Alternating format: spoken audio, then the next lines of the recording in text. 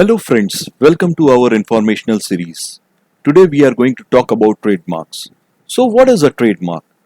A trademark is a mark capable of being represented graphically and which is capable of distinguishing goods and services of one person from another. Simply put, this means any mark which can be used or is being used by your customers to identify your product from those of others can be your trademark. Further, it is not necessary that it be just a single word or some combination of words. It can also be words written in specific font or design, headings, labels, tickets, names, signatures, letters, shape of goods, packaging or combination of colors, or any numeral or sound or character. All these are good candidates to be your trademark. Trademarks are not limited to representing only goods of the individual owners or companies. Trademarks can also be used to represent services and are called service mark.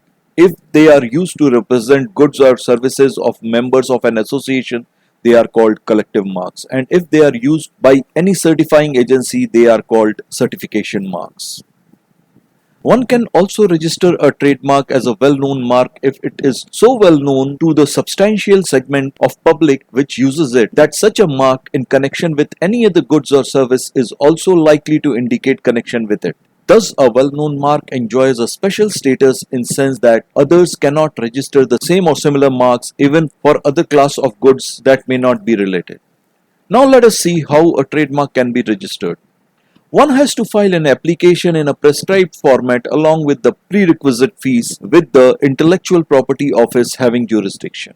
The same can be filed physically or through electronic means for which one requires digital signature. Once filing is complete, one receives an acknowledgement with application number. After application has been accepted, the application is examined in due course of time and report is issued. The report will contain if the application has been accepted or if there have been objections. If there are objections, one can file a reply and also request hearing. If the reply is accepted or if there are no objections, the application will move to the publication stage. At publication stage, the application is published in the intellectual property database relating to trademarks. Anyone having any objection can file the same within 4 months of its publication with the registrar, who will then forward the same with the notice to the applicant. The applicant must reply by filing its counter statements mentioning the grounds he is taking. It must be noted that non-filing of counter statement is considered abandonment. The registrar will forward the reply to the party that gave notice. After taking evidence and according opportunity of being heard to both sides, the registrar will decide the matter and either grant the registration or deny the registration. Once the registrar decides to award registration, a certificate is issued. It must be noted that Act has provisions for corrections, amendments or division anytime at any stage of application. Now let us see the grounds of rejection of trademark.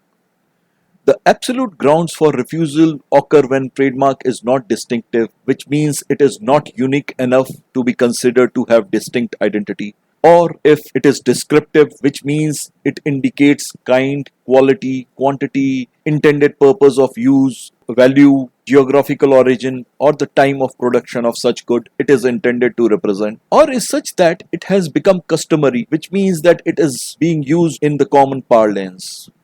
There are also some relative grounds of refusal.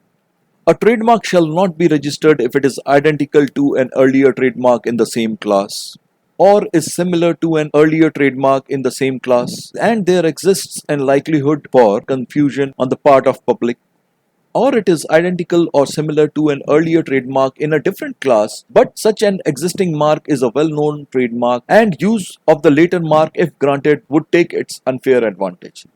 This list is not exhaustive, but this should give one an idea. Let us see the remedies available under the trademarks. Passing off occurs when someone represents as his own goods of another.